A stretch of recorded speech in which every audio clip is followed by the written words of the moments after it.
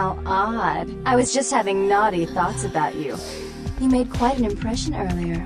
Did you come up just to cheer lonely little me? Really? Do I often pogo stick through your thoughts wearing nothing but a smile? Be honest. Or don't. What all swayed kittens do. On hands and knees, you lap up the milk of me. You purr, kitten, like dragonflies buzzing around frog bellies. So, Therese told me you might be back with something for her. Do you have it with you? I'm not just some silly doll, you know. All my life, my sisters made me out to be a joke. She told you I was an embarrassment, didn't she? That I couldn't tie my shoes, let alone hold on to something for her. Is that it? She's always belittling me. She's the smart one. She's the favorite. She's the successful one. Well, it's not fair. I'm not a fool. This club's success is just as much my doing as it is hers.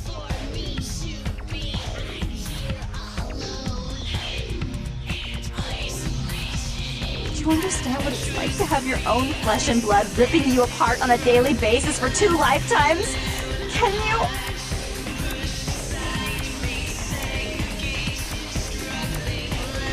Fine, you hold on to it. Since you're so willing to brave that big spooky place for my darling sister, how about doing a tiny favor for little trouble?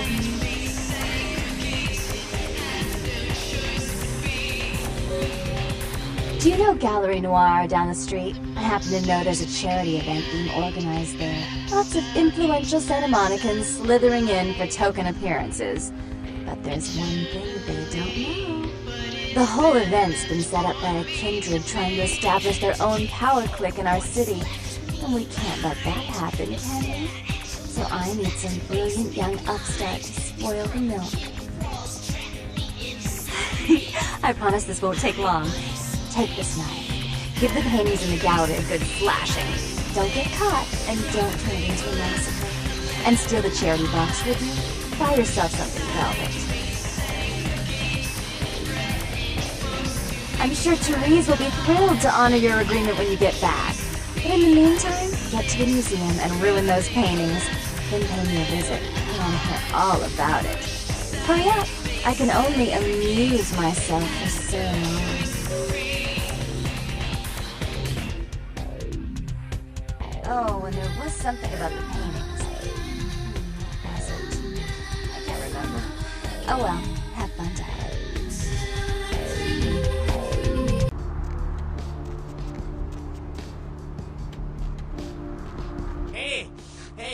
Hey, hold on a minute there.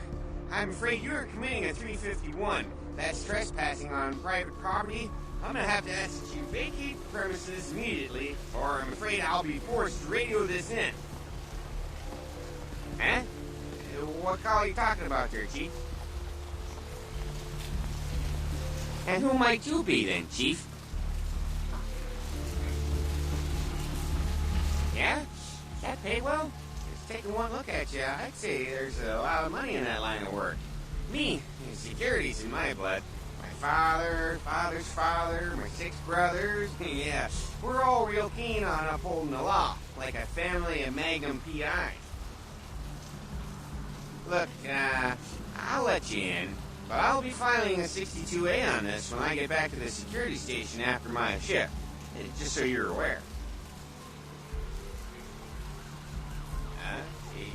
Yeah, that's right. I mean, who wouldn't file a 45B, huh? Everyone knows about 45B.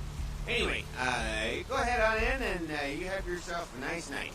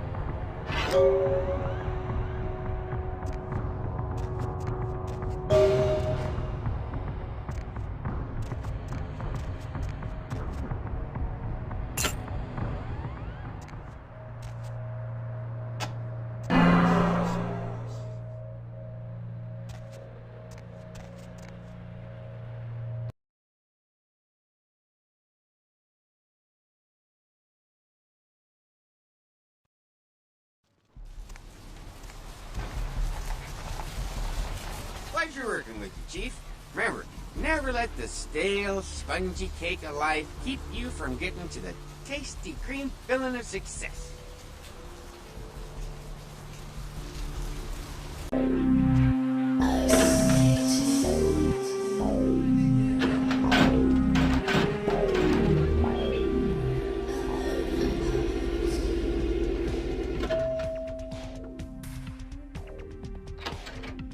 You. What were you thinking? The museum. That was my event! Did you think I wouldn't find out? Shut up. I thought I could control my sister as long as Tongue was out of the picture, but nothing's changed. I should have expected that you'd succumb to Jeanette's influence like all the others, but how dare you!